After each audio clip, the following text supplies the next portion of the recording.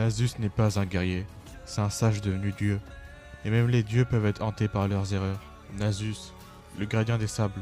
Je dois corriger l'erreur que j'ai commise autrefois.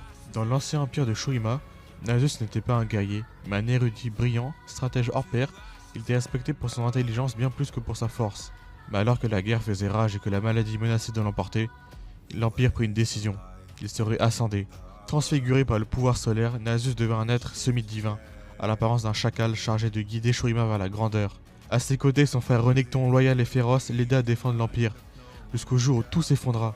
Lors de l'ascension d'Azir, le rituel fut saboté par Xerath, et une explosion cataclysmique détruisit Shurima. Pour sauver le monde, Nasus et Renekton enfermèrent Xerath, mais Renekton resta piégé avec lui, sombrant dans la folie au fil des siècles. Nasus, alors brisé par la perte de son frère, devient un gardien solitaire, errant dans les ruines, protégeant ce qui reste de leur héritage et surveillant le retour de Xerath. Aujourd'hui, alors que Shurima s'éveille à nouveau, Nasus sort de l'ombre plus déterminé que jamais à corriger les erreurs du passé et à empêcher les ténèbres d'engloutir ce qu'il reste de la civilisation qu'il a aimée.